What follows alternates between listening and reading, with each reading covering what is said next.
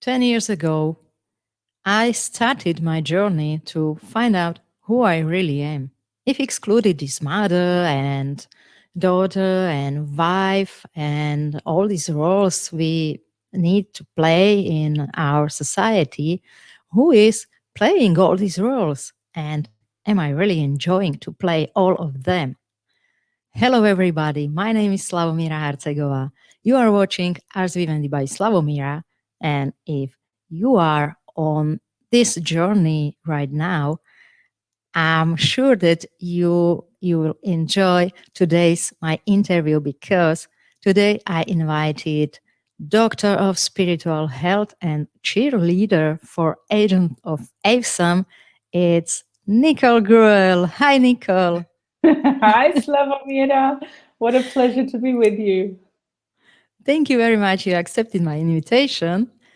And I would like to start with these agents of awesome because when I first time read this statement, it was like, oh, it must be someone who is really awesome. But then I read it on your Facebook page that you support people in creating optimum well-being on all levels, so they become the agents of awesome they're born to be. So it's like, oh my God, we were born to be the Yes, agents of awesome. Me too. I'm so normal and unimportant. So let's talk about it. Who you think is agent of awesome and how we can become again to be one of them.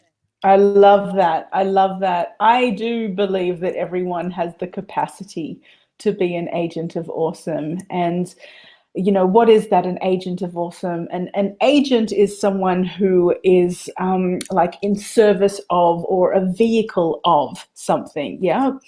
And what is awesome, like, or that great amazing thing that's beyond that stuff that's fabulous. And so agents of awesome are simply people who have had some kind of an awakening experience. Something has happened in their life where they've started asking those bigger questions about, is this all there is to life? Surely there must be more. Exactly like you said in your introduction. Is this all I am? Surely there must be something else, someone else that that I'm here to fulfill, that I'm here to be and experience.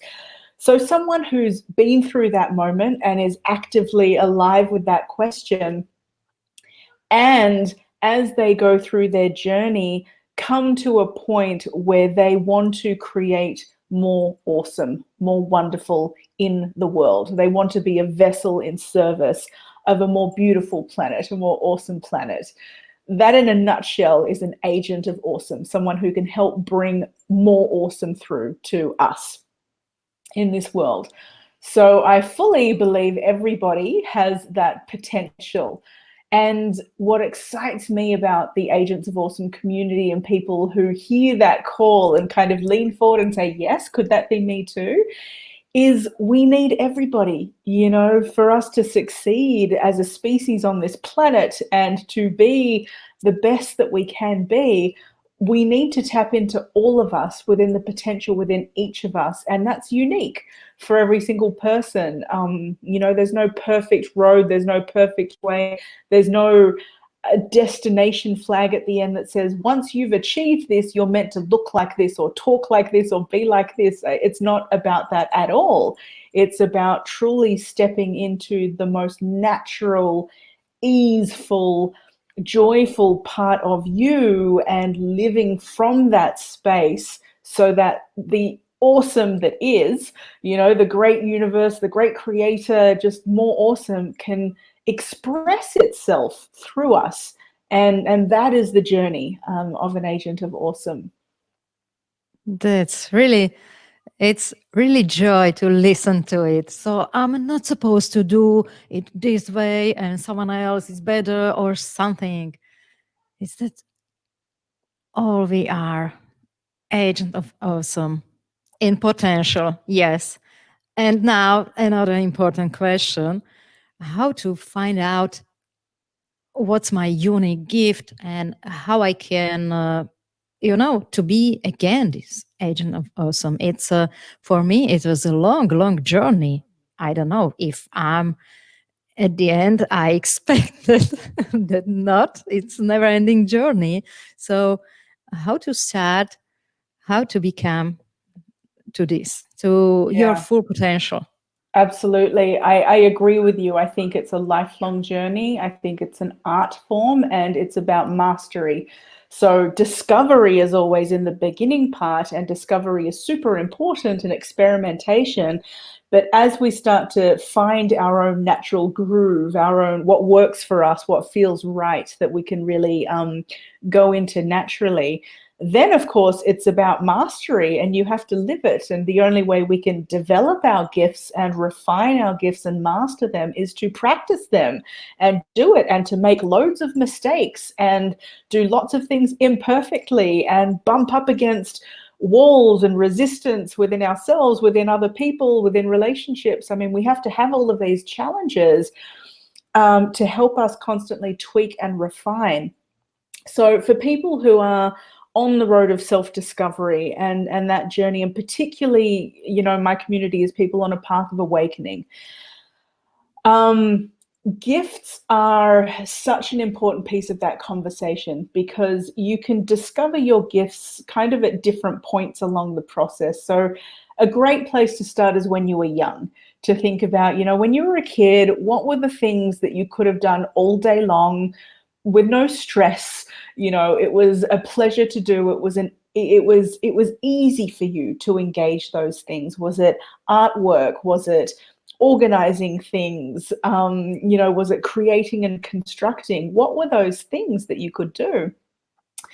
And those are the beginning hints that we can have in terms of finding our gifts, because neuroscience tells us that we're actually hardwired at birth in particular ways in terms of our gifts. So we have these capacities that are naturally wired in our system. And of course, there's the nature nurture, right? Just because you're born that way doesn't mean that's the way you're going to live your whole life. We nurture abilities, and we are born into a culture in a period of time, and we have relationships, and all of these things help to shape us. But in that journey, if we can get connected to the most natural, easy part of us, where they talk about flow states, right? Where it takes a level of skill to do it, but you can engage it in a way where you can enter a sense of timelessness. You could do it all day long and you're actually filled with energy, you're not depleted. So those things are very strong indicators of where our gifts are. And as we get to refine those gifts, for some people who are on the journey of awakening, what might happen is some of those gifts are kind of like the volume is switched up on them even more. And this is particularly true for folks who have creative aptitudes. So, someone who might enjoy, let's say, painting or writing beforehand, when they go through a spiritual awakening or even a crisis of some sort that's a very dramatic type of spiritual awakening, if they get engaged with creativity again, they might now be downloading, as a term that is used by some in the community. They might be downloading or channeling through books and whole, series of artworks, etc., or music. So many people find on their awakening journey that their gifts, the volume is actually turned up on them, or it's strengthened, and they now have to learn to navigate a new level of mastery with those gifts. Some other people, though, will have whole new gifts discovered that they never knew about themselves before, particularly, again, if they've had a profound type of awakening. So I also work with people who've had pretty profound and sometimes distressing spiritual experience as well. So the near-death experiences are one type of that community. And sometimes people in that community might have spontaneous clairaudient or clairvoyant gifts that come up. So they're having visions, they're hearing voices, they now have these deep intuitive spiritual gifts that totally might freak them out in the beginning, because the older they are and the more constructed their paradigm is of how they live in the world, the more it can be quite a shock in terms of adjusting to these new ways of being. So, in that journey of gifts, something that can happen along the way is people feeling like I'm in two different worlds. This is kind of who I've known myself to be up until this point, and this is the me that I feel is more authentic and the me that I'm stepping into. And sometimes those two are in conflict, and people feel like they're really in two different worlds. And what we try and do is, as much as possible in the integration process, is to help bring those things together in a way that causes as little destruction as possible, you know, in as much harmony. People think that awakening is a very glamorous process, but what they don't talk about is, you know, the loss of relationships, the big shifts in personal values. That means that the way that you are living sometimes really radically shifts. Marriages can break down, relationships can fall apart. We might not know how to communicate with others about things. And in the mix of that, we might still be understanding and trying to figure out, what are these gifts that I have and how can I use them in the world? You know, so there's this huge transformative process that can take place. And as you pointed out, Slavomira, it can take years. It can take years to be in that own dialogue with yourself on that journey. To it's a very nuanced conversation, you know, and again, you have to not only check in with the richness of your own inner world and what's taking place there, but all of the day-to-day things that you have to take care of on the outside. You know, our home, the groceries, relationships, the bills, these things are still there. So we navigate both the inner worlds and the outer worlds with that. And then later on in the Agents of Awesome journey, and someone's journey of transformation and awakening, there comes a point usually where people feel, you know, I just want to be in service to the world. I want to use my gifts in a way that makes a better world. When I leave this planet, I want it to be a better place. You know, that kind of thinking comes into it, right? And so now the challenge becomes for people, okay, so you really have to understand your gifts, your offering, what makes you placed uniquely to help others in the world. You know, what is your special role, yeah, in the global environment? And then how do you do that? How do you actively re-enter society in the current modern world context and the marketplace, and do that? So many people on this path become entrepreneurial, because that's one way where they have to kind of find a path, because they just don't quite belong in the traditional 9 to 5. Or if they do, they have to find ways where their values match up with, you know, the way that their life is structured around them. So there's so many different pieces along the way, and again, all of these gifts are valuable, whether, you know, you're a very logic based person, whether you're a very heart based person, whether you're a very somatic, physically based person. We need them all, the introverts, the extroverts, because together we construct society. Together we can construct something more beautiful. That's great. I think this society needs it really desperately to reconstruct. But I can remember on the beginning of my journey, I was asking these questions, what I would like as a child, and I just couldn't remember nothing. Nothing. I was so disconnected. I just couldn't remember. Okay, I paint. Every child, you know, do this, but there was nothing. I read it books, so I could all day long just read a book if I, you know, if someone uh, let me give me this chance. But of course, I had to do another thing. So, what's your advice for a situation like this? If someone is so disconnected, you know, I it always be something I have to do. I'm supposed to do. Someone else expect me to do. So I totally forgot what I really want to do. Totally. That's such a great question, and I think that's fairly common nowadays as well. What I would suggest in that case is to ask yourself, when am I most at peace? When do I feel the greatest ease? What activities Oops, it's I all right. forgot That's all right. to turn it. It happens. What activities am I doing when I feel most at joy, most at peace? Um, if someone had paid me and I never had to think about money again, what would I be spending my time doing? Those kinds of questions to observe yourself, um, and figure that out. Those are the things, and not to be restricted to by thinking what gifts are supposed to look like. That's for other people. That's what their gifts look like, and that's okay. You can try things on for size if you think that that's, something that's resonant with you, but it's a self-discovery process. And so if you really have no idea with that, even if that inquiry, if you think to yourself, well, I don't know, I don't enjoy anything about my life, I never feel at peace about anything, I'm always stressed about things, then I would say, make some space for yourself. Make some space. Give yourself the gift of some time for you to discover yourself, because it is the greatest adventure you will ever go on in your entire life, is to get to discover yourself.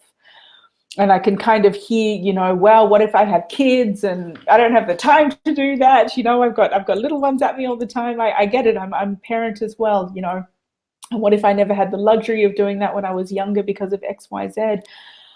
I would say to you, however you can steal a moment to yourself, however you can do it, just try to structure, so that you can just gift yourself some time.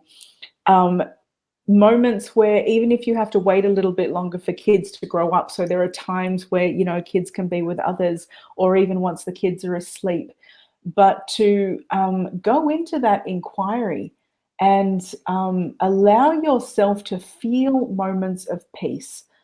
Lean into the things that give you joy.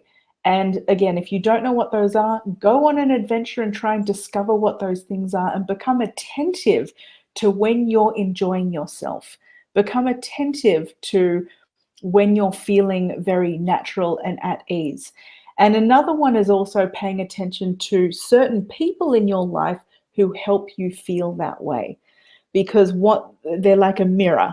And so when we are feeling really natural and easy around certain people, it's usually because they have something in them that is very similar in us. And so it's being mirrored back in that moment.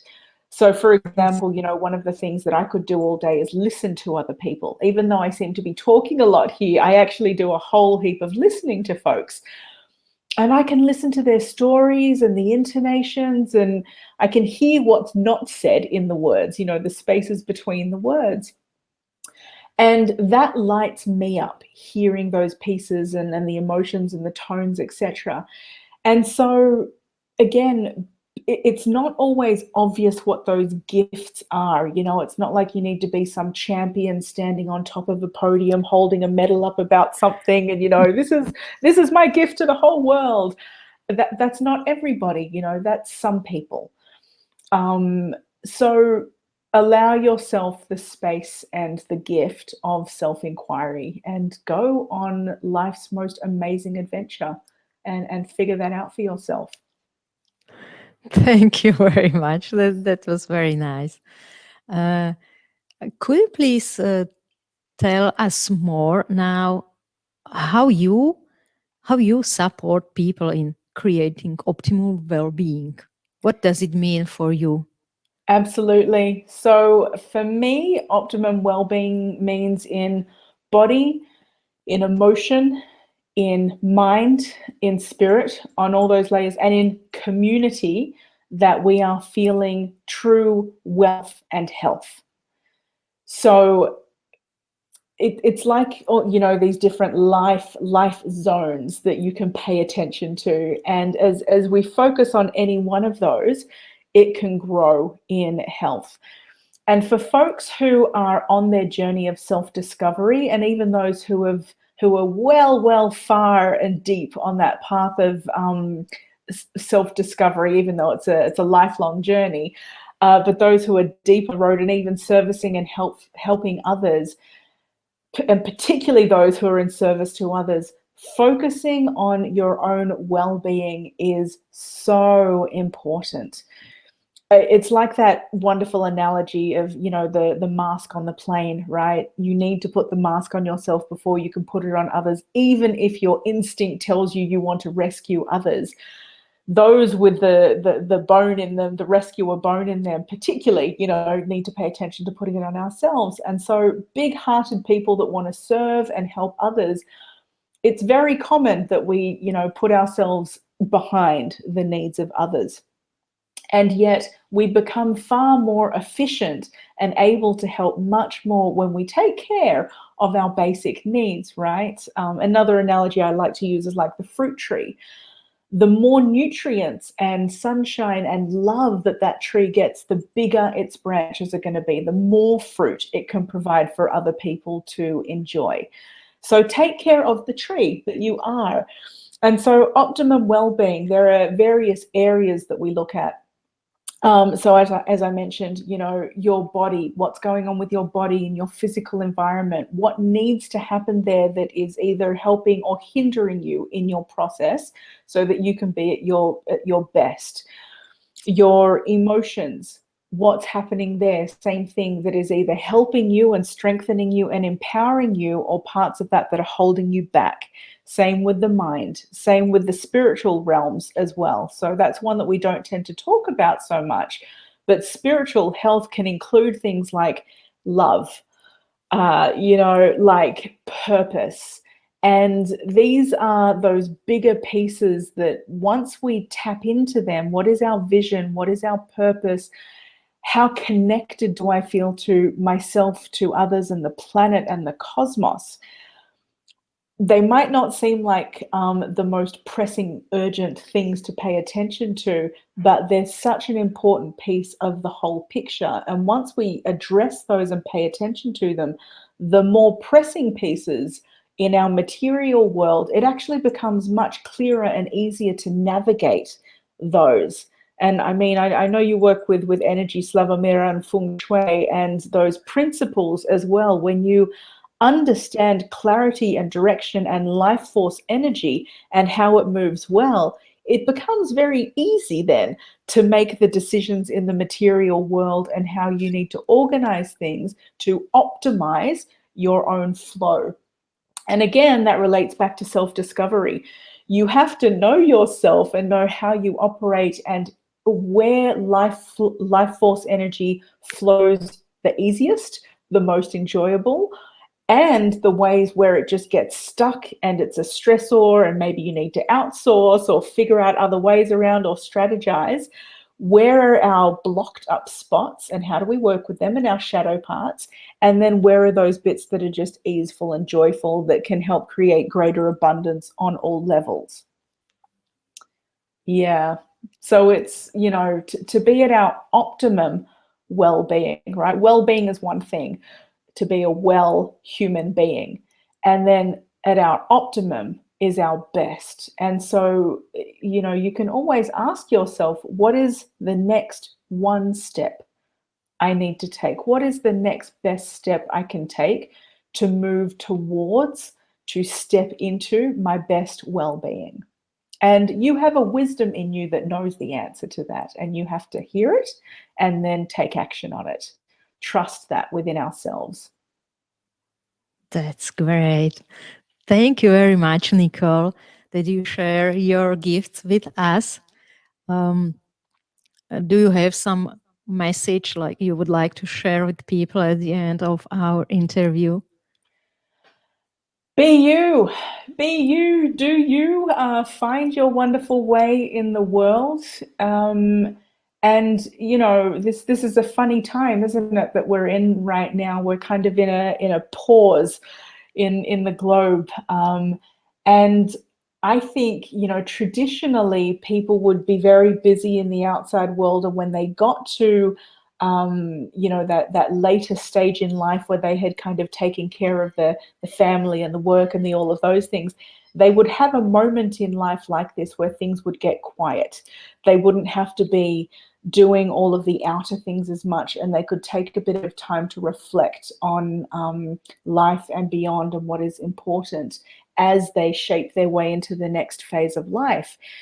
And so it's beautiful in one ways that collectively as a world right now, we've been given a space and a window to pause and reflect and reevaluate what is most important at this time.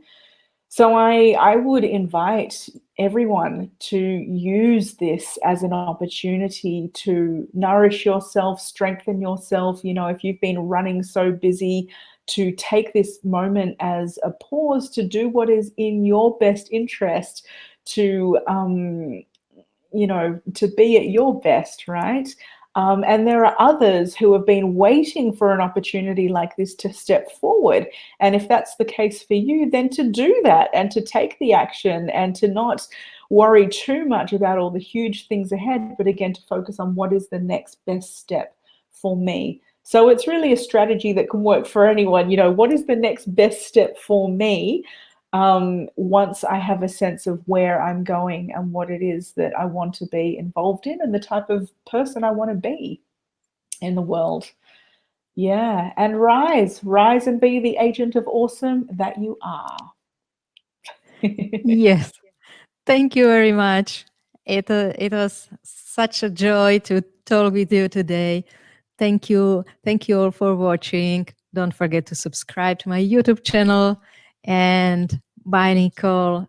Bye. Thank Bye, you, you all. Slavomira. A real Thank you. pleasure. Bye.